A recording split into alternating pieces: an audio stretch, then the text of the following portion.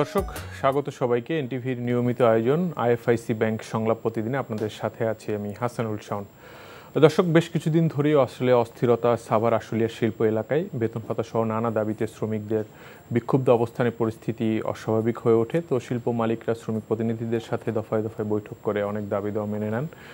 গত কদিন ধরে পরিস্থিতি কিছুটা শান্ত, তবে অন্যদিকে চলমান অর্থনৈতিক বাস্তবতা আসলে রপ্তানি বৃদ্ধিও এখন বড় চ্যালেঞ্জ হয়ে দাঁড়িয়েছে আসলে বাংলাদেশের জন্য। এছাড়া ব্যাংকিং খাত সহ উচ্চ মূল্যস্ফীতি পরিস্থিতি, অনেক ধরনের চ্যালেঞ্জই এই মুহূর্তে আমরা অর্থনীতিতে দেখছি। তো এগুলো নিয়ে আমরা আজ কথা বলবো। এই জন্য আমাদের সাথে স্টুডিওতে যোগ দিয়েছেন BIISS এর গবেষণা পরিচালক ডক্টর মাহফুজ কবির। স্বাগত আপনাকে আমাদের স্টুডিওতে। আসলে এই মুহূর্তে অর্থনীতির জন্য বেশ কিছু কয়েকটি কথা আমি বলছিলাম। ব্যাংকিং খাতে এক ধরনের শৃঙ্খলা আনার চেষ্টা চলছে, বেশ কিছু ব্যাংক খুব দুর্বল হয়ে পড়ছে, সেখানে কিছু উদ্যোগ নেওয়া হচ্ছে। এর বাইরে মূল্যস্ফীতির অবস্থা, সাধারণ মানুষ আসলে দ্রব্যমূল্য পরিস্থিতি খুবই উচ্চ একটা অবস্থানে আছে এই মুহূর্তে। এর বাইরে শিল্প কলকারখানা বা উৎপাদনটাও আমরা একদম স্বাভাবিক করতে পারছি না, যেটার সাথে বিনিয়োগ এবং কর্মসংস্থান জড়িত। আসলে এই মুহূর্তে মোটা দাগে আসলে আপনাদের অবজারভেশন কি, মানে কি চ্যালেঞ্জ দেখছেন অর্থনীতির জন্য? আসলে অর্থনীতিতে এই মুহূর্তে তিনটি চারটি খুব বড় রকমের চ্যালেঞ্জ রয়েছে। হ্যাঁ, এর মধ্যে প্রথমে আপনি যেটি বলেছেন যে ব্যাংকিং খাত, এই ব্যাংকিং খাতে কিন্তু এই মুহূর্তে প্রায় 46টা ব্যাংকে তারল্য উদ্ধৃত রয়েছে। আর তার মানে হলো যে 20টার বেশি ব্যাংকে কিন্তু এখন উদ্ধৃত নেই। তার মানে আসলে তারা একটু সংকটের মধ্যে রয়েছে। এর মধ্যে 7টি-8টি ব্যাংক কিন্তু আসলে খুব খারাপ অবস্থায় রয়েছে। তাদের কথা আজকাল শোনা যাচ্ছে না, কিন্তু তাদের সমস্যার যে সমাধান হয়েছে সেটা কিন্তু বলা হয়নি। তো সুতরাং এই ব্যাংকিং খাত নিয়ে আমাদের আরও বেশ কিছুদিন ভুগতে হবে এবং এর কারণে কিন্তু অর্থনীতির উপর একটা চাপ থাকবে। আর আরেকটা বিষয় হলো যে আমরা কিন্তু এই যে কন্ট্রাকশনারি মনিটারি পলিসি সেটা ইমপ্লিমেন্ট করছি। তার মানে হলো যে আসলে এই ব্যাংকগুলোর যে ঋণদান করার ক্ষমতা সেটাও কিন্তু কিছুটা কম, এবং একই সঙ্গে এখানে উচ্চ মূল্যস্ফীতিকে কমানোর জন্যে যে ব্যবস্থা নেওয়া হয়েছে, যে হয়তো নীতি সুদের হার বাড়ানো হয়েছে, তো এটা আরেক দফা বাড়ানো হয়েছে, কিন্তু সারা পৃথিবীতে কিন্তু নীতি সুদের হার এখন কমতির দিকে। আন্তর্জাতিক বাজারে জিনিসপত্রের দাম কম, এবং ফেড যেটা করেছে যে 18 সেপ্টেম্বর তারা কিন্তু 50 বেসিস পয়েন্টে তারা কিন্তু মূল্যস্ফীতি যেটা নীতি সুদের হার কমিয়েছে, মূল্যস্ফীতিটাকে টার্গেট তাদের করার দরকার হয়নি। তো এই অবস্থায় আসলে এই ব্যাংক খাতের যে অবস্থা পরিস্থিতি, এমনিতে তো অস্থিরতা রয়েছে, তার মধ্যে যে ঠিক মার্কেট রেসপন্সটা না বুঝে যে এইভাবে নীতি সুদের হার বাড়ানোটা আমি মনে করি যে কিছুটা চাপ তৈরি করেছে। এটা একটা বিষয়। আর দ্বিতীয় বিষয়টা হচ্ছে যে এই যে সাভার আশুলিয়া অঞ্চলে যে অস্থিরতা, তো আমরা তো দেখছিলাম যে প্রায় মাসখানেক আগে যেভাবে অগ্নিসংযোগ হচ্ছিল, ভাঙচুর হচ্ছিল, সেই জায়গাটাতে এখন নেই। কিন্তু তার মানে এই নয় যে পরিস্থিতি সম্পূর্ণ স্বাভাবিক হয়ে রয়েছে। তার কারণ আমরা প্রতিদিনই প্রায় দেখতে পাচ্ছি যে শ্রমিকরা কিন্তু বাইরে বের হয়ে আসছেন, তারা এবং মারাও যাচ্ছে, আহত হচ্ছে, এরকম অবস্থা এখনও বিরাজমান। তার মানে হলো যে আমাদের যে পুরো উৎপাদন পরিস্থিতি সেটি স্বাভাবিক হয়নি, শ্রমিকদের যে অসন্তোষ সেটাও কিন্তু কমেনি বা একেবারে শেষ হয়ে যায়নি। আর একটা বড় সমস্যা হচ্ছে কি, যে বড় বড় যে সমস্ত গ্রুপ অফ ইন্ডাস্ট্রি, সেইখানে যেটা দেখা যাচ্ছে যে আসলে বিভিন্ন রকমের মামলা, এমনকি হত্যা মামলাও কিন্তু তাদের বিরুদ্ধে রয়েছে। তো এবং যারা বিভিন্ন যে বিজনেস অর্গানাইজেশন, যেগুলো অ্যাসোসিয়েশন, সেখানকার যারা লিডার, তাদের মধ্যে অনেকে কিন্তু এখন আসলে ভয়ে আত্মগোপনে আছেন, এবং যারা আসলে অনেক ভালো শিল্পোদ্যোক্তা, যাদের সম্পর্কে তেমন কোনো অভিযোগ নেই, তারাও এখন ভয় পাচ্ছেন আসলে কারখানায় গিয়ে। এমনকি যে প্রাণ আরএফএলের তিনি বলেছেন আর কি, যে যিনি হেড, যে আসলে ওইখানে গিয়ে আবার ফেরত আসতে পারবেন কিনা জীবন নিয়ে। তো এই ধরনের কিছু বিষয় আছে। এটা সাম্প্রতিক সময়ে অনেক ব্যবসায়ী আসলে উদ্বেগ জানিয়েছেন, আইন শৃঙ্খলা পরিস্থিতির একটা বিষয় থাকে। আমি এই প্রসঙ্গে আপনার সাথে আরও বিস্তারিত আলোচনা আসবো। আমি ব্যাংকিং সেক্টর নিয়ে আরেকটু জানতে চাচ্ছি যে সাম্প্রতিক সময়ে আমরা দেখছি যে বেশ কিছু উদ্যোগ নেওয়া হচ্ছে সেন্ট্রাল ব্যাংকের পক্ষ থেকে, বিশেষ করে ঝুঁকিপূর্ণ ঋণগুলো তালিকা চাওয়া, বিশেষ করে দুর্বল ব্যাংকগুলোর তারল্য সংকট নিরসনের জন্য সবল ব্যাংকগুলো থেকে একটা সাপোর্ট দেওয়া শুরু হয়ে গেছে। বেশ কিছু দুর্বল ব্যাংকে গ্রাহকরা টাকা পাচ্ছে না। মানে এই উদ্যোগগুলো দিয়ে আসলে এই দুর্বল ব্যাংকগুলোকে ব্যাক করানো কতটা সহজ হবে আর কি? হ্যাঁ, এই ক্ষেত্রে আসলে এইটা একটা পদ্ধতি, যে না ঠিক আছে, যে ব্যাংকগুলোতে তারল্য উদ্ধৃত রয়েছে তারা যদি যাদের ঘাটতি রয়েছে তাদেরকে ঋণ দেন, তাহলে সেই ক্ষেত্রে একটা ভারসাম্যমূলক পরিস্থিতি হবে। এখন একটা বিষয় আমাদের বুঝতে হবে যে এই মুহূর্তে উচ্চ সুদের হার রয়েছে, এবং আবার পলিসি রেটটা বাড়ানো হয়েছে, এবং এই উচ্চ সুদের কারণে কিন্তু আসলে অনেকেই ঋণ নিচ্ছেন না, মানে বিনিয়োগের পরিস্থিতি কিন্তু ভালো নয়, মানে বিশেষ করে বেসরকারি বিনিয়োগ। আবার ওই দিক দিয়ে যে সরকারি বিনিয়োগ সেখানে কিন্তু কাটছাট হচ্ছে। এখন ইতিমধ্যে যে একনেকে সিদ্ধান্ত হয়েছে যে এডিপি কাটছাট হবে, তো যার ফলে সরকারের দিক থেকেও যে ঋণের চাহিদা বাণিজ্যিক ব্যাংকগুলোর কাছে সেটাও কিন্তু কমে যাচ্ছে। তো তার মানে হলো যে আমরা এমনিতেই একটা কন্ট্রাকশনারি মনিটারি পলিসির মধ্যে আছি, তার মধ্যে আবার এই যে তারল্যের যে একটা ম্যানেজমেন্টের ব্যবস্থা করা এবং একই সঙ্গে যে বিনিয়োগের জন্য যে ঋণের চাহিদা সেটা কমে যাওয়া, তো এই সব মিলিয়ে যে পরিস্থিতি দাঁড়াবে সেটি হলো যে ব্যাংক খাত কিন্তু খুব ভালোভাবে পারফর্ম করতে পারবে বলে আমার কাছে মনে হয় না। তার মধ্যে আবার সংস্কারের বিষয়গুলো আছে, ওইখানে কমিশন আছে। তো এটার কারণে যেটা হচ্ছে, আমরা একটু আশা করেছিলাম যে যেহেতু এই চাঁদাবাজি বা অন্যান্য যে সমস্ত অসুবিধাগুলো ছিল সেগুলো এখন কমে গেছে, বাজার শৃঙ্খলা ফিরে আসছে, তো এখনই আসলে উপযুক্ত সময় যে বিনিয়োগটা বাড়ানোর। তো কিন্তু যেহেতু সুদের হারটা কমছে না, তো এটার কারণে কিন্তু আসলে বিনিয়োগকারীরা অতটা উৎসাহী নয়। তো এখন আসলে আমার পার্সোনাল সাজেশন ছিল যে একটা স্পেশাল ফান্ড যদি তৈরি করা যেত, তার যে বিশেষ করে বাংলাদেশ ব্যাংক যদি এটা করতেন, করে কাদের জন্য, এটা হলো যে দুর্বল ব্যাংকগুলোর জন্য স্পেশাল ফান্ড করা। তার মানে এই নয় যে তাদেরকে বিনা সুদেই টাকা দেওয়া হবে। হ্যাঁ, এখানে যেটা হয়েছে যে তারা এমনিতে একটা বিপদের মধ্যে আছে, যে দুর্বল ব্যাংকগুলো। এখন আসলে এই ব্যাংক যে ইন্টার ব্যাংক বরোয়িং যেটা, সেটাতে কিন্তু আসলে এই ব্যাংকগুলোরও কিন্তু কিছুটা প্রফিট থাকে এটার মধ্যে। ওই প্রফিটের অংশটুকু বাদ দিয়ে যদি সেন্ট্রাল ব্যাংক দিত সরাসরি টাকা, তাহলে সেই ক্ষেত্রে কিন্তু এই দুর্বল ব্যাংকগুলো আরও দ্রুত ঘুরে দাঁড়াতে পারতো। হ্যাঁ, তো এবং একই সঙ্গে সেন্ট্রাল ব্যাংকেরও একটা প্রফিট থাকতো। তো এইভাবে করে হয়তো কিছুটা লিভারেজ করা যেত। কিন্তু আর যেহেতু এই এখন পরিস্থিতিটা বিশেষ করে ব্যাংক খাতের যেহেতু একটু এটা আটসাট অবস্থার মধ্যে আছে, তো সুতরাং এই যেটা ব্যবস্থা করা হলো সেটা আদৌ ভালো ফলাফল নিয়ে আসবে কিনা সেটা পরিস্থিতি। কিন্তু বিনিয়োগের যেই স্থবিরতার কথা বলছিলেন আপনি, মানে সেটা তো আসলে আগামী দিনে আমাদের কর্মসংস্থানে অনেক বড় নেতিবাচক প্রভাব ফেলতে পারে কিনা? আসলে দুটো ঘটনা ঘটবে এখানে, যেটা একদম পরিষ্কার বলা যাচ্ছে। এখনই কিন্তু বিভিন্ন গুঞ্জন শুরু হয়েছে। একটি হচ্ছে বিদেশি বিনিয়োগ কিন্তু সেরকম আসছে না, তারা অবজার্ভ করছে যে সিচুয়েশন কেমন। আবার ওই যে আশুলিয়া বা এই সাভার শিল্পাঞ্চল সেগুলো দেখছে, একটা বিষয় আছে। তো তারা দেখছেন পরিস্থিতি, এবং সরকার আসলে বা বিশেষ করে সেন্ট্রাল ব্যাংক এবং অন্যান্যরা কী ধরনের রিফর্ম নেয় এবং তার ইম্প্যাক্টটা কীরকম পড়ে। আর যারা লোকাল বিজনেসম্যান তাদের আসলে কনফিডেন্সটা আসে কিনা, তার কারণ তাদের সঙ্গে কিন্তু কনস্ট্যান্টলি যোগাযোগ হচ্ছে বিদেশি বিনিয়োগকারীদের।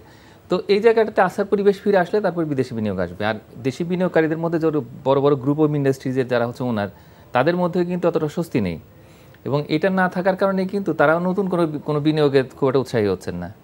তো এটা একটা সমস্যা। আর নতুন যারা উদ্যোক্তা হতে চান তাদের তো নানা রকমের আগের সমস্যাগুলো আছেই, তারা সহজে কিন্তু লোন পান না, কোনো সাপোর্টই পান না। তো এখন এই জায়গাতে আমাদের একটা পুরো বিজনেস রিফর্ম যদি হতে পারতো খুব একটা অল্প সময়ের মধ্যে, তাহলে সেই ক্ষেত্রে কিন্তু সবাই একটু আস্থার পরিবেশ পেতেন।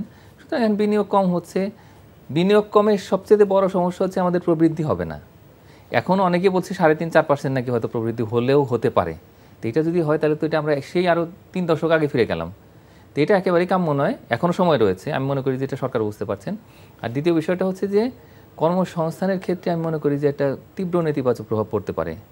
তো এবং এটাই স্বাভাবিক, তার কারণ যখন বিনিয়োগ হবে না, আবার অস্থিরতা থাকবে শিল্পাঞ্চলে, তখন কিন্তু খুবই স্বাভাবিক যে আর নতুন বিনিয়োগ ওরকম না আসলে তাহলে কোথায় কর্মসংস্থান হবে।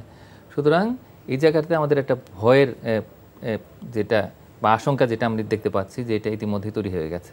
আচ্ছা, সেক্ষেত্রে আপনি সংকোচনমূলক মুদ্রানীতির কথা বলছিলেন এবং নীতি সুদ হার বাড়ানোর কথাও বলছিলেন, যে মূল্যস্ফীতির বিবেচনা, কিন্তু এই যে উদ্যোগগুলো, মানে এটার প্রভাব কি আসলে মূল্যস্ফীতিতে পড়ছে? আমরা কি মূল্যস্ফীতি কমাতে পারছি? সেই জায়গাটা তো আমরা বছরের পর বছর 9% উপরেই মূল্যস্ফীতি অবস্থান করছে। আমরা তো এই সংকোচনমূলক মুদ্রানীতির কথা অনেক দিন ধরেই শুনছি, মানে সেই ইম্প্যাক্ট আসলে পড়ছে না কেন? না, ইম্প্যাক্ট এটা পড়বে না, কারণ হচ্ছে কি যে আমাদের ইকোনমি কিন্তু গ্রোয়িং। হ্যাঁ, এখানে পপুলেশন গ্রোথ হচ্ছে একটা আছে এমনিতে, আর ডিমান্ড সাইড একটা ভালো গ্রোথ আছে, তার কারণ আমাদের রেমিটেন্স আসছে এবং এক্সপোর্ট আর্নিং আছে আমাদের মোটামুটি ভালো। যদিও এখন একটু সমস্যা হয়েছে যে আমাদের অনেকগুলো অর্ডার হয়তো বাইরে চলে গেছে, ওইটা আস্তে আস্তে হয়তো চলে আসবে। এটা একটা গ্রোয়িং ইকোনমিতে যেখানে 5-6% প্রবৃদ্ধি থাকে, সেই জায়গাটাতে আসলে এই যে ইন্টারেস্ট রেট বাড়িয়ে দিয়ে আসলে বাজারের উপরে ইম্প্যাক্ট তৈরি করা যায় না।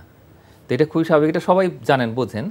তো সুতরাং এখন সুদের হার বাড়ালে আসলে তেমন কোনো প্রভাবই পড়ে নেই, বরং উল্টো আমাদের উৎপাদন খরচ বেড়ে গেছে, এবং এই কারণেই আসলে বিজনেসম্যানরা চাইলেও কিন্তু তাদের জিনিসপত্রের দাম কমাতে পারছেন না। তো এটা একটা আমাদের বাস্তবতা। এখন এই অবস্থায় আমাদের সবচেয়ে ভালো হতো যদি আমরা একটা টার্গেট করতাম যে না, আগামী হয়তো 2-3 মাসের মধ্যে আস্তে আস্তে সুদের হারটা কীভাবে কমিয়ে নিয়ে আসা যায় এটা নিয়ে আলাপ আলোচনা করা যেত হয়তো। তো এখন উদ্বৃত্ত তারা রয়েছে 46টা ব্যাংকে। তো এখন তারা ঋণ দিতে পারছেন না। এখন তারা যদি সুদের হার কিছুটা কমান দিলে কিন্তু ঋণের চাহিদা বেড়ে যাবে। বাজারের চাহিদা এবং যোগানের মাধ্যমে সুদের হার যদি সেভাবে নির্ধারিত হয়, এখন এই আর্টিফিশিয়ালি একটা হাই ইন্টারেস্ট রেট রাখাটা আমি মনে করি না যুক্তিযুক্ত। তার কারণ তাতে ব্যাংকের ব্যবসা হচ্ছে না, অর্থনীতিতে বিনিয়োগ হচ্ছে না, এবং আলটিমেটলি আমাদের প্রবৃদ্ধি এবং কর্মসংস্থান দুটোই ঝুঁকির মধ্যে পড়ছে। তো সুতরাং এটা আমি মনে করি যে একটু একটা নীতি নেওয়া উচিত, এবং একই সঙ্গে এটা একটা ইতিবাচক হয়তো প্রভাব পড়বে আমাদের মূল্যস্ফীতির উপরে। মূল্যস্ফীতি এমনিতে হয়তো কমে যাবে। এমনিতে মানে আমাদের বাজার ব্যবস্থাপনা কতটা ঠিক আছে বা মূল্যস্ফীতি নিয়ন্ত্রণে বা কমিয়ে আনতে, কারণ চড়া দ্রব্যমূল্যই তো আমরা দেখছি যে মূল্যস্ফীতিকে সবচেয়ে বেশি উস্কে দিচ্ছে গত 1-2 বছর ধরে। মানে সেই জায়গাটা আসলে করণীয় কিছু আছে কিনা? এখন এই জায়গাটাতে আমরা কিন্তু খুব একটা দৃশ্যমান কোনো অগ্রগতি দেখতে পাইনি। মানে আমরা একটু আশা করছিলাম যে এই গণ অভ্যুত্থানের পরে সবারই একটা প্রত্যাশা হলো যে বাজারটা যাতে স্থিতিশীল হয়, কিন্তু সেখানে দুঃখজনকভাবে যে এই সিন্ডিকেটের কথা কিন্তু আমরা বলছিলাম, এবং ভোক্তা অধিকার সংরক্ষণ অধিদপ্তর পরিষ্কার করে বলে দিয়েছে যে তাদের হাতে প্রমাণ আছে যে কারা কি করছে বাজারে। এখন প্রথমে কথা হলো যে শিক্ষার্থীরা আসবেন, সেখানে বাজার মনিটরিং করবেন, কিন্তু 2-1 দিন গেল, কিন্তু তারপরে আবার যে কি সেই। তো এই অবস্থায় কিন্তু তারা আবার হয়তো সুযোগ পেয়েছেন, অনেকে কিছু কিছু আছে এরকম যারা প্রভাবশালী। তো এটা একটা বিষয়। তবে চাঁদাবাজির ক্ষেত্রে আমরা পরিস্থিতি দেখতে পাচ্ছি যে হয়তো অনেকটাই উন্নতি হয়েছে, যে এখন চাঁদাবাজির কথা খুব একটা শোনা যাচ্ছে না, যদিও হয়তো আছে। এখন ওইটার কারণে কিন্তু বাজারে সরবরাহ স্বাভাবিক শৃঙ্খলার মধ্যে আসছে, সম্পূর্ণভাবে শৃঙ্খলায় এসছে বলা যাবে না। তবে আর একটুখানি উন্নতি যদি করা যেত, তাহলে সেই ক্ষেত্রে আমরা দেখতে পেতাম যে আসলে এই যে মূল্যস্ফীতি কমে গেছে। তবে একটা বিষয় মনে রাখতে হবে, সেগুলো বড় রকমের একটা বন্যা হয়েছে, ওই সময় কিন্তু একটা সাপ্লাই শর্টেজ তৈরি হয়েছে, এবং তখন আমরা দেখলাম যে হঠাৎ করে অনেকখানি মূল্যস্ফীতি হয়ে গেল। তো আবার সেটা কমে গেছে, এখন ওভারঅল হয়তো 9% উপরে, 10-এর কাছাকাছি। আমি মনে করি যে আর যদি কোনো সমস্যা না হয়, বিশেষ করে শেরপুরে এখন বন্যা হচ্ছে, ওইদিকে কিন্তু একটা সাপ্লাই শক তৈরি হচ্ছে, তো সেটার জন্যে খুব বেশি হয়তো সমস্যা হবে না। আশা করি যে অক্টোবর-নভেম্বরের মধ্যেই একটা ভালো অবস্থা আমরা পাবো, এবং সেটা কিন্তু পলিসি রেটের যে ইম্প্যাক্ট সেটা ছাড়াই। এখন এর সঙ্গে সঙ্গে যদি আমাদের সুদের হার কমানো যায়, তাহলে এটা একটা ডাবল একটা ডিভিডেন্ড আসবে, যে সেখানে মূল্যস্ফীতির উপরে একটা ইতিবাচক চাপ তৈরি হবে, মানে কমে যাবে আরও, এবং বিনিয়োগও বাড়বে, কর্মসংস্থানও বাড়বে, এবং প্রবৃদ্ধির চাকা আস্তে আস্তে ত্বরান্বিত হবে। আর্থিক খাতের সংস্কারের বিষয়ে বেশ কয়েকটা টাস্ক ফোর্স আমরা দেখছি আর কি। তো মানে এই টাস্ক ফোর্সগুলোর কাছে আসলে প্রত্যাশা কী থাকবে, বা কতটুকু সংস্কার আসলে আমরা কতটুকু সংস্কার মানে স্বল্প মেয়াদে বা মধ্যমেয়াদে করা উচিত আমাদের? হ্যাঁ, এখানে আমাদের আসলে ব্যাংক ব্যবস্থায় কিন্তু প্রচুর সমস্যা তৈরি হচ্ছে। মানে যিনি নতুন গভর্নর ডক্টর আহসান মানসুর, উনি কিন্তু দিনরাত পরিশ্রম করছেন, এবং বিশ্বব্যাংক, আইএমএফ তো আমাদের সঙ্গে কনস্ট্যান্টলি আছে, এডিবিও কিন্তু আমাদের এই লাইনে আসছে। আর মার্কিন যুক্তরাষ্ট্রের যে টিম তারা এসেছিলেন, তারাও কিন্তু আমাদের সংস্কার কার্যক্রমে সাপোর্ট দিতে চান। আমি মনে করি যে ইন্টারন্যাশনাল যে সাপোর্ট, সেই সাপোর্টটা ভালো। গভর্নরও খুব ভালো জানেন ব্যাংক ব্যবস্থা সম্পর্কে, সেন্ট্রাল ব্যাংক সম্পর্কে, তার যে অভিজ্ঞতা সেটি কাজে লাগাচ্ছেন। মোটামুটি সবাই সাপোর্ট দিচ্ছে, কিন্তু একটা বড় সমস্যা হচ্ছে কি, যে বিপুল পরিমাণে অর্থ কিন্তু বাইরে চলে গেছে। মানে 6-7টা ব্যাংক, এটা শীর্ষস্থানীয় ব্যাংকগুলোর মধ্যে, তাদের ওইখানে দেখা যাচ্ছে যে তারল্য ঘাটতি এত বেশি যে এইটা সংকুলন করতে গিয়ে কিন্তু অবস্থা আসলে খারাপ হয়ে যাচ্ছে। এটা একটা। আর যে নামে বেনামে বিপুল পরিমাণে যে ঋণ হয়েছে, অনেক খেলাপি ঋণ, বলা হচ্ছে যে প্রায় 5 লক্ষ কোটি টাকার মতো খেলাপি ঋণ এটা আছে। তো এখন এটাকে কিভাবে আসলে ম্যানেজ করা যাবে, এত তো সহজ নয়। তার কারণ প্রায় 5 লক্ষ কোটি টাকা মানে হচ্ছে যে ঋণযোগ্য যে তহবিল রয়েছে, তার প্রায় 3/1 কিন্তু এখন খেলাপি ঋণ বা খুবই ঝুঁকিপূর্ণ ঋণ। এখন এইটার থেকে আসলে বার হওয়াটা কিন্তু অতটা সহজ নয়। আর এই যে পুরো যে আমাদের বোর্ড অফ ডিরেক্টরস এটসেট্রা, যেগুলো আমরা দেখলাম যে কয়েকটা ব্যাংকে এরকম নতুন করে ঢেলে সাজানো হলো, কিন্তু আমাদের এই যে পুরো ব্যবস্থাপনা, সেটা কিন্তু আগের মতোই রয়ে গেছে। এখন সেটাকে আবার কিভাবে নতুন করে আমরা একটু সাজাবো, সেটার জন্য কিন্তু বাংলাদেশ ব্যাংক একা পারবে না এই কাজগুলো করতে। আমাদের যে আসলে এখানে টাস্কফোর্স তৈরি করা হয়েছে, তাদের আসলে এখানে খুব দ্রুত একটা খুব ইন্ডিপেন্ডেন্ট একটা টাইমলাইন বা কিছু অ্যাকশনেবল যে সমস্ত টাস্ক, সেগুলো তৈরি করে দিতে হবে। এটা করলে তখন বাংলাদেশ ব্যাংক আস্তে আস্তে সেগুলোকে হলো প্রতিপালন করবে। আর আমি মনে করি যে ব্যাংকগুলোরও নিজস্ব কিছু দায়িত্ব রয়েছে, তাদের যে অ্যাসোসিয়েশন রয়েছে, সেই অ্যাসোসিয়েশনের মাধ্যমে কিন্তু তারা একটা টাইমলাইন তৈরি করতে পারে, তারা কি নিজেরাই স্বেচ্ছায় করতে চায় সেগুলো করতে পারে। তার কারণ তারা সবাই তো ভুক্তভোগী, এবং এটার কারণে কিন্তু একটা খেলাপি ঋণের পাহাড় জমেছে, এবং ব্যাংক খাতে একটা অস্থিরতা, বিশৃঙ্খলাগুলো তৈরি হয়েছে। এটা হচ্ছে একটা দিক। দ্বিতীয় দিক কিন্তু আমাদের এই যে পুঁজিবাজার, যেটা আসলে এই বেসরকারি পুঁজি, সরকারি পুঁজির সংগ্রহের একটা সবচেয়ে বড় উৎস সারা পৃথিবীতে, কিন্তু আমাদের পুঁজিবাজার দেখা গেছে যে গত প্রায় 2 সপ্তাহে কিন্তু বিপুল পরিমাণে টাকা চলে গেছে। এটা নিয়ে প্রচুর কথা হচ্ছে যে এই যে এখন আমরা সংস্কার করছি, আমাদের এখন যে অন্তর্বর্তী সরকার অনেক ভালো ভালো পদক্ষেপ নিচ্ছে, নতুন প্রশাসক নিয়োগ করা হয়েছে, এরপরেও কেন এই ঘটনা ঘটলো? এখন আমাদের এটার জন্য একটা টাস্কফোর্স করতে হচ্ছে, ইতিমধ্যে হয়ে গেছে। তো এখন এগুলো কিন্তু একটু ভয়ের একটা বিষয় যে পুঁজিবাজার যদি আমরা মানে স্থিতিশীল অবস্থা নিয়ে আসতে না পারি, তাহলে ব্যাংকের উপরে আবার চাপ তৈরি হবে। তো সুতরাং অর্থনীতির স্বাভাবিক গতির সাথে আমি মনে করি যে এই দুটো জায়গায়, বিশেষ করে যে পুঁজিবাজার তো অত্যন্ত স্পর্শকাতর জায়গা এবং ফাইন্যান্সিয়াল সেক্টরের একটা বড় পিলার, তো ওইটাতে খুব দ্রুত স্থিতিশীলতা নিয়ে আসতে হবে। এবং এটার জন্য আমি মনে করি যে টাস্কফোর্সটা হয়েছে সেটা আগামী 1 থেকে 2 সপ্তাহের মধ্যে ইমিডিয়েট কিছু টাস্ক দিতে হবে। এবং এক সবচেয়ে বড় বিষয় হচ্ছে যে এর মধ্যেই যে ঘটনাটা ঘটলো, যে 25,000 কোটি টাকার মতো যে হঠাৎ করে হাওয়া হয়ে গেল, আসলে কারা দায়ী তাদেরকে চিহ্নিত করে আমি মনে করি যে আইনের আওতায় নিয়ে আসার জন্য একটা রিকমেন্ডেশন দেওয়া উচিত। এটা খুবই প্রয়োজন। তার কারণ আমরা যাদেরকে আসলে জানতাম যে তারা আসলে বাজার নিয়ে খেলা করেন এবং তারা বিভিন্ন রকমের যে সমস্যা তৈরি করেন, তারা তো এখন আইনের আওতায় চলে এসছে, তাহলে ঘটনাটা কেন ঘটছে? তার মানে অন্য কিছু একটা আছে। তো সেটা অবশ্যই আইডেন্টিফাই করে আমরা দৃষ্টান্তমূলক যদি 2-1জনকে শাস্তি দিতে পারি, 2-1টা কোম্পানিকে বা যে কাউকে, কোনো প্লেয়ারকে, তাহলে সেক্ষেত্রে আমি মনে করি যে একটা প্রাথমিক যে একটা স্থিতিশীলতা সেটার একটা ভিত্তি তৈরি হবে। সেক্ষেত্রে ব্যাংকিং খাতের এই যে লুট বলি বা নামে বেনামে ইচ্ছাকৃত খেলাপি ঋণ, মানে তাদেরকেও তো বিচারের আওতান। কিন্তু আমাদের একটা বিষয় হচ্ছে যে এই যেই ঋণের যেই জালিয়াতিগুলো হয়েছে দীর্ঘদিন ধরে, এটার সাথে তো ব্যাংকের অনেক কর্মকর্তারাও তাদের সহযোগিতা ছাড়াও তো এটি সম্ভব না। মানে তারা কি তাদের কি ধরাছোঁয়ার বাইরে থেকে যাচ্ছে, এরকম কিছু দেখছেন? বা হ্যাঁ, আসলে এটা খুবই একটা গুরুত্বপূর্ণ প্রশ্ন। এটা আমরা সবসময় বলে থাকি, সাধারণত এটা আমরা বলে থাকি যে বোর্ড অফ ডিরেক্টরসই বোধহয় সব কিছুর জন্য দেয়। কিন্তু আমি মনে করি যে আসলে এই যে যারা ব্যবস্থাপক, যারা এমডি, হ্যাঁ, তো তাদের একটা বড় রোল রয়েছে। তার কারণ তাদের সিগনেচার ছাড়া 1 পয়সাও কিন্তু এটা ঋণ স্যাংশন হবে না। তো সুতরাং তাদের মধ্যে কারা কারা আসলে এই বড় বড় যে সমস্ত কেলেঙ্কারি হয়েছে তার পিছনে দায়ী, সেটা কিন্তু খুঁজে বের করতে হবে। আমরা জানতাম যে সেই পিকে হালদার সবচেয়ে বড়, কিন্তু দেখা যাচ্ছে পিকে হালদার আসলে চুনোপুটি, এরকম আর অজস্র দেখা যাচ্ছে যে কেলেঙ্কারি হয়েছে। তো এখন এর পিছনে যারা যে সমস্ত কর্মকর্তা যারা এর পিছনে ছিলেন, 2-4 জনকে যদি আমরা শাস্তি ইতিমধ্যে দিয়ে দিতে পারতাম তাহলে সেটা ভালো হতো। কিন্তু এখনও সময় রয়েছে আমাদের হাতে। তো এটা করতে হবে, এই কয়েকটা অন্তত ঋণ সেগুলো আইডেন্টিফাই করে যেগুলো কেলেঙ্কারি হয়েছে, সেখানে আসলে এই ব্যবস্থাপকদের মধ্যে কারা কারা জড়িত ছিলেন তাদেরকে একটু খুঁজে বার করতে হবে। খুঁজে বের করে খুব দ্রুত একটা শাস্তির ব্যবস্থা করতে হবে। কিন্তু আমাদের সবচেয়ে বেশি দরকার হলো যে এই যে অর্থ ঋণ আদালত, সেটাকে একটু শক্তিশালী করা। তার কারণ ওইটা করতে না পারলে তো আমরা কিছুই আসলে করতে পারছি না। জি, এ পর্যায়ে আমাদের সাথে আলোচনায় যোগ দিয়েছেন বিকেএমই এর সভাপতি মোহাম্মদ হাতেম। তো আমরা একটু তার কাছেই যেতে চাই। আমরা সাম্প্রতিক সময়ে সাভার আশুলিয়া এলাকায় বেশ অস্থিরতা দেখছি বেশ কিছুদিন ধরে। মানে শ্রমিকদের মধ্যে এক ধরনের অসন্তোষ বা এই আবার আপনাদের পক্ষ থেকেও এক ধরনের দাবি দিচ্ছে আইন শৃঙ্খলা পরিস্থিতি স্বাভাবিক করার বিষয়ে আর কি। শিল্প উদ্যোক্তারাও বেশ উদ্বিগ্ন, আমরা এমনটাই আলোচনা করছিলাম। তো সার্বিকভাবে আসলে এখন পরিস্থিতি কোন দিকে যাচ্ছে, কি দেখছেন আসলে? দেখেন, আমরা গত 24 তারিখে কিন্তু আপনারা জানেন যে 18 দফা একটা দাবি সবাই মিলে মানা হয়েছে এবং সেটা এগ্রিমেন্ট সই হয়েছে। এবং তার মধ্যে আপনারা যদি দেখেন 18 দফার 2 নম্বর দাবিটাই ছিল যে 12,500 টাকা, যেটা আগের গেজেটের যে বেতনটা, এই বেতনটা কিন্তু অনেক জায়গায় এখনও ইমপ্লিমেন্ট হয় নাই, বিধায় 2 নম্বরের দাবিটা ছিল ওই বেতনটা ইমপ্লিমেন্ট করতে হবে। 18 দফা মানা হলো, এরপরে দেখা গেলো যে আরও কিছু দফা নিয়ে আবার নামছে। আজকে একটা আমাকে ফ্যাক্টরির মালিক ফোন করছে, তাদের এখানে সকালবেলা আইসা একটা দাবি দিল যে বাথরুমে তাদেরকে গিয়ে সিগারেট খাওয়ার সুযোগ দিতে হবে।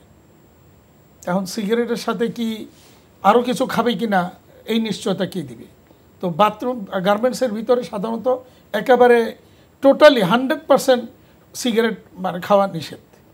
11টার দিকে একবার একটা বিরতি পায়, তারা কেউ সিগারেট খাইতে চাইলে বাইরে একটা জায়গা থাকে, সেখানে গিয়ে তারা খায়। এটা কোন এলাকার গার্মেন্টস? এটা আসলে এলাকারই একটা গার্মেন্টস। তো এখন প্রশ্ন হচ্ছে যে দাবি আপনারা দেখেছেন, একটা দাবি মানা হইলে আরেকটা দাবি নিয়ে নামছে, আরেকটা দাবি হলে আরেকটা নিয়ে নামছে।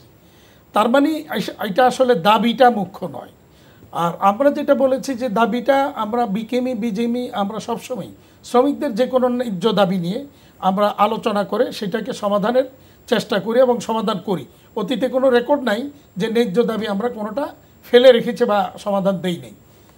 তো এখন এবং সেটা আমি বারবারই বলেছি, সেটা অবশ্যই ফ্যাক্টরির ভিতরে, রাজপথে নয়, ফ্যাক্টরি বন্ধ করে দিয়ে নয়। শ্রমিকদের ন্যায্য দাবি থাকলে আমরা আলোচনা করব, সমাধান করব। তাহলে কেন রাজপথে যেতে হবে, কেন ফ্যাক্টরি বন্ধ করতে হবে? এখন ধরে নিলাম যে মালিক তার একটা ন্যায্য দাবি দিয়েছে, মানে নেই, তাহলে তাদের করণীয় কি? তাদের তখন করণীয় এটা বিকিমি বা বিজিএমইকে অথবা সরকারের কলকারখানা পরিদর্শন অধিদপ্তর রয়েছে, সেখানে কিছু সরকারের দায়িত্বপ্রাপ্ত লোক আছেন, তাদেরকে অবহিত করা বা আমাদেরকে অবহিত করা। তাহলে ডেফিনেটলি সেই ক্ষেত্রে আমাদেরকে অবহিত করলে আমরা, অথবা তাদের যে শ্রমিক নেতৃবৃন্দ আছে তাদেরকে অবহিত করা, যে কোনো একটা মাধ্যমে অবহিত হলে পরেই আমরা কিন্তু সেটাকে সমাধান করি। তো এখন কি হচ্ছে? এখন কিন্তু তা হচ্ছে না। শ্রমিক নেতৃবৃন্দ জানে না যে কি দাবি, এবং শ্রমিকরাও জানে না। অধিকাংশ ক্ষেত্রে দেখা গেছে আজকে হঠাৎ কাজ বন্ধ করে দিয়ে নেমে গেছে, দাবি কি জানে না, 2 দিন পরে গিয়ে দাবি উত্থাপিত হয়েছে, লিখিত দাবি 15 দফা, 20 দফা। তেমন মানে কেন হচ্ছে আপনাদের কি মনে হয়? হচ্ছে কারণ হচ্ছে যে আপনি যদি দেখেন যে, এবং এই ধরনের বেশ কিছু রেকর্ড বা প্রমাণ রয়েছে যে বাইরে থেকে একটা ফোন আসে, ওই ফোনটা পাওয়ার সাথে সাথে ফ্যাক্টরির কাজ বন্ধ হয়ে যায়। তাহলে ফোনটা কে করছে, কারা কারা? নিশ্চয়ই তাহলে বাইরে কেউ আছে যারা এটা করছে, এবং বাইরে কারা আছে সেটারও কিন্তু প্রমাণ আমাদের কাছে কিছু আছে, ভিডিও ক্লিপ আছে। কারা বাইরে দাঁড়িয়ে উস্কানি দিচ্ছে, কি বক্তব্য দিচ্ছে, দাঁড়িয়ে বলছে তোমরা মেশিন সহ খুলে নিয়ে যাবা। তা এগুলোর বিরুদ্ধে আপনারা আমরা আইন শৃঙ্খলা রক্ষাকারী বাহিনীকে দিয়েছি, কোনো কোনো ক্ষেত্রে অ্যারেস্টও হয়েছে, কোনো কোনো ক্ষেত্রে হয়তো অ্যারেস্ট করতে পারে নাই। আইন শৃঙ্খলা রক্ষাকারী বাহিনী চেষ্টা করছে এগুলিকে আমলে নেওয়া এবং তাদের বিরুদ্ধে ব্যবস্থা নেওয়া। এবং কোনো কোনো ক্ষেত্রে দেখা গিয়েছে যে স্বার্থান্বেষী নানা রকমের গোষ্ঠী সেখানে আছে। কেউ হয়তো জুট ব্যবসায়ীর গোষ্ঠী, কেউ হয়তো নানা রকমের সাপ্লায়ার ওইখানে দিতে চাইছে। মানে একজন হয়তো সাপ্লাই দিতে চাইছে, সে পারে নাই, আরেকজন দিয়েছে, তো যে পারে নাই সেও সেখানে সুযোগ নেওয়ার চেষ্টা করছে। এরকমভাবে নানা রকমের স্বার্থান্বেষী গোষ্ঠী সেখানে রয়েছে। তো যার জন্য আমরা কিন্তু পরিষ্কারভাবে এই কথাটা বলেছি যে শ্রমিকদের যে কোনো ন্যায্য দাবি আমরা আলোচনা করব, সমাধান করব।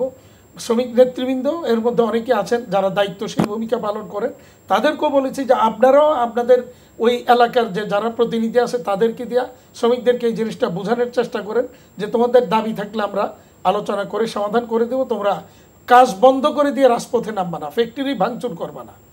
কিন্তু কার কথা কে শোনে? কারণ তারা তো, যারা এটা করছে তারা তো শোনার কথা নয়, কারণ তারা তো এজেন্ডা বাস্তবায়নের জন্য সেটা করছে। আমরা গত 2-3 দিন ধরে একটু বিশৃঙ্খলা কম দেখছি, মানে পরিস্থিতি কি স্বাভাবিক হচ্ছে কিনা? স্বাভাবিক হয়তো একদিক থেকে হচ্ছে, আরেক দিকে আবার একটা হচ্ছে। যেমন আজকে কেন হইলো, আজকে তো হওয়ার কথা না। এরকম অনেক জায়গাতেই আমরা যখন হচ্ছে সেগুলি আমলে নিচ্ছি, আলোচনা করছি, সমাধান করছি। 9 ডিভিশনের জিওসি জেনারেল মঈন সাহেবকে আমরা কৃতজ্ঞতা জানাই, ধন্যবাদ জানাই যে তিনি এবং তার টিম, কর্নেল মহিউদ্দিন সাহেব আছেন ইন্ডাস্ট্রিয়াল সেফটি সেলের দায়িত্বে, তিনি তার টিম নিয়ে যথাসাধ্য চেষ্টা করছেন। শিল্প পুলিশ তো প্রথম দিকে তো শিল্প পুলিশও ছিল না সেখানে, ইনঅ্যাক্টিভ ছিল। মূলত ইনঅ্যাক্টিভ বলতে তাদের কোনো কাঠামোই তখন ছিল না শুরুতে, এই সরকার আসার পর। এখন অন্তত তারাও ফিল্ডে আছে, তারাও কাজ করছেন। আমরাও আমাদের শ্রমিক নেতৃবৃন্দকে মাঠে থাকার জন্য বলেছি, এলাকার জনগণকে বলেছি, কারণ তাদেরও কিন্তু একটা বিশাল স্বার্থ সেখানে আছে। কি স্বার্থ? কারণ আজকে সেখানে গার্মেন্টসগুলি হতে তাদের এলাকায় দোকানপাট, মার্কেট, বাড়ি ভাড়া ইত্যাদি, তারাও কিন্তু একটা অর্থনৈতিক চাঞ্চল্য সেখানে কিন্তু চলছে, এবং সেটার অংশীদার, সেটার ভাগিদার, ফলভোগী কিন্তু তারা ওই এলাকার জনগণ। আবার এলাকার যে রাজনৈতিক নেতৃবৃন্দ তারাও কিন্তু এলাকার জন্য, তাদের জন্য কিন্তু এটা একটা শান্ত থাকাটা প্রয়োজন বলে আমরা মনে করছি। কারণ এটা যদি শান্ত না থাকে তাহলে আলটিমেটলি এটা আমাদের এটা আর বুঝতে বাকি নাই যে এখানে এই জায়গাটাকে অশান্ত করে বায়ারদেরকে এ দেশ থেকে অন্য কোনো দিকে ধাবিত করাই হচ্ছে এটার টার্গেট। আর সেই টার্গেটেই আমাদের অনেকে না বুঝে, কেউ বুঝে তা ওই দেশের পয়সায় লালিত পালিত হয়ে এখানে এজেন্ডা বাস্তবায়নের জন্য কাজ করছে, আর শ্রমিকদের মধ্যে অধিকাংশই সেটা না বুঝেই সেই ফাঁদে পা দিচ্ছে। জি, অভিজ্ঞতার কথাগুলো শুনছিলেন আসলে আমরা সাম্প্রতিক সময়ের। মানে সেক্ষেত্রে এই যে বায়ারদের মধ্যে সবশেষ যিনি বলছিলেন যে বায়ারদের মধ্যে এক ধরনের আস্থাহীনতা তৈরি করা, যাতে এই বাজারটা যাতে ভিন দেশে চলে যায়, অন্য অন্য আমাদের কম্পিটিটিভ কান্ট্রিগুলোতে যায়, মানে এই ধরনের কোনো ষড়যন্ত্র দেখছেন কিনা, বা এই পরিস্থিতিতে রাষ্ট্রের করণীয় কী বলে মনে করেন? হ্যাঁ হ্যাঁ, নিশ্চয়ই আছে। তার কারণ ইতিমধ্যে আমরা দেখতে পাচ্ছি যে আমাদের একজন প্রতিবেশী দেশ তারা কিন্তু ডিক্লেয়ার করেছে যে পুরো ভ্যালু চেইনটা এখানে আছে, আমরা তুলা থেকে শুরু করে অ্যাক্সেসরিজ, ফেব্রিক, কাটিং সব কিছু করে একদম পুরো মেকিং করে পাঠিয়ে দেব। বাংলাদেশের যেখানে সময় লাগে 60 দিন, সেখানে আমরা হয়তো 15 থেকে 20 দিনের ভিতরে সব করে দিতে পারবো, তো আমাদের কাছে আসো। তো এগুলো সব পুরো রেঞ্জের প্রোডাক্টের ক্ষেত্রে না, একটা দুটো হয়তো প্রোডাক্টের ক্ষেত্রে তারা বলেছে। এখন এগুলো তো আমরা বুঝতে পারছি যে আসলে সবারই স্বার্থ রয়েছে এবং ব্যবসায়িক স্বার্থে অনেকেই অনেক কিছু করতে পারে। তো সেই জায়গা থেকে আসলে আমাদের সাবধান হতে হবে। আমাদের একটা আসলে এই যে এখন আমরা গণঅভ্যুত্থানের পরে নতুন করে আসলে স্বপ্ন দেখছিলাম যে সব জায়গাতে আমরা একটা সুন্দর পরিস্থিতি পাবো, কিন্তু এখন দেখা যাচ্ছে যে এগুলো হচ্ছে এখন তারা তো আসলে অনেকদিন ধরে কিছু করতে পারছিল না। আমরা ওয়ার্ল্ডের একটা বেস্ট এক্সাম্পল এই পুরো আরএমজি সেক্টরে।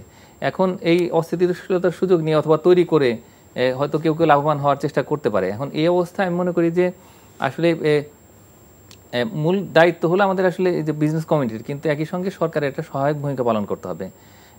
যারা এই ধরনের ব্যাক প্র্যাকটিস করে বা যদি কোনো একটা সন্দেহ থাকে, তাহলে সেক্ষেত্রে আমরা হয়তো যারা ইন্টারন্যাশনাল বায়ার তাদেরকে রিপোর্ট করতে পারি, যে যদি আমাদের হাতে প্রমাণ থাকে তাহলে সেক্ষেত্রে নিশ্চয়ই এটা করা যায়। তার কারণ অন্যেরা এরকম ষড়যন্ত্র করে আমাদের দেশের ভিতরে একটা বেআইনি কার্যক্রম করবে আর আমরা চুপ করে বসে থাকবো, এটা তো হতে পারে না। তো সুতরাং এই জায়গাতেই আমাদের যে ফরেন মিনিস্ট্রি রয়েছে, আমাদের কমার্স মিনিস্ট্রি রয়েছে, তারা কিন্তু চাইলে একটা কমপ্লেন এটা লঞ্চ করতে পারে এবং এটার সঙ্গে আমাদের যে বিজিএমএ বিকেএমএ যারা রয়েছেন তাদের নেতৃবৃন্দ যেন এটার সঙ্গে থাকে। তবে আইনগত একটা ব্যবস্থা বা যে কোনো ধরনের একটা ফর্মাল কমপ্লেন যদি থাকে তাহলে তখন পরবর্তী কাজ করতে সুবিধা হয়। জি, মোহাম্মদ হাতেম। হ্যাঁ, আমি একটা মুম্বাই থেকে প্রকাশিত একটা ইংরেজি পত্রিকার একটা হেডিং আমার কাছে আসছে, সেখানে লিখছে Tamil Nadu readymade garments exporters to see revenue growth fiscal year 2025। সেখানে এখানে বলতেছে একটা জায়গায় the government's plan to review the production linked incentive scheme for the textile and expand their export sector for the ready-made garments. আচ্ছা, এরপরের প্যারাতে বলছি the government impetus through various schemes and the recent political development and the ongoing gas crisis in Bangladesh would also benefit the industry in India. জি, তো এখন বুঝতেই পারছেন, এবং সেখানে আমরা অনেকবারই বলেছি যে একদিকে আমাদের ইনসেন্টিভগুলি প্রত্যাহার করা হচ্ছে, অপরদিকে ইন্ডিয়া নানা রকমের ইনসেন্টিভ দিচ্ছে। তাহলে আমাদেরকে ইনসেন্টিভ প্রত্যাহার করছে কেন? আমরা এলডিসি গ্রাজুয়েশন থেকে বের হয়ে গেলে, গ্রাজুয়েশন হয়ে গেলে রাখা যাবে না। অপরদিকে ইন্ডিয়া কিন্তু এলডিসি গ্রাজুয়েশন অনেক আগে হয়েছে, কিন্তু তারা আগে তো দেওয়া আসেই, নতুন করে আরো কিছু দিচ্ছে। কি দিচ্ছে সেগুলো আমরা বহুবার বলেছি, নানা রকমের ইনসেন্টিভ ইন্ডাস্ট্রি শুরু করার জন্য। আমাদের হাতে আসলে সময় নেই, একদম সংক্ষেপে যদি শ্রমিকদের উদ্দেশ্যে কিছু বলতে চান। শ্রমিকদের উদ্দেশ্যে আমার বক্তব্য একটাই, যে এখানে নানা রকম শ্রমিকদের যে কোনো ন্যায্য দাবি বিকেএমই বিজিএমই আমরা প্রয়োজনে তাদের শ্রমিক নেতৃবৃন্দ এবং সরকার সহ বসে আমরা সমাধান করবো। এর মধ্যে কোনো ব্যত্যয় নাই, আগে হয়নি, বর্তমানে হবে না। তারা যেন এই বিদেশিদের ষড়যন্ত্রে উস্কানিতে ফাঁদে পা দিয়ে নিজেদের ক্ষতি, দেশের ক্ষতি, ইন্ডাস্ট্রির ক্ষতি না করে। জি, ধন্যবাদ। আসলে আমাদের হাতে আর সময় নেই। আপনাদের দুজনকেই ধন্যবাদ স্টুডিওতে এসে গুরুত্বপূর্ণ আলোচনা অংশ নেওয়ার জন্য। দর্শক, আজ এখানেই শেষ করছি। আমাদের অনুষ্ঠানটি পুনরায় দেখতে ভিজিট করুন এনটিভির অনলাইন www.ntvbd.com-এ। সবাই ভালো থাকবেন, সুস্থ থাকবেন। ধন্যবাদ সবাইকে।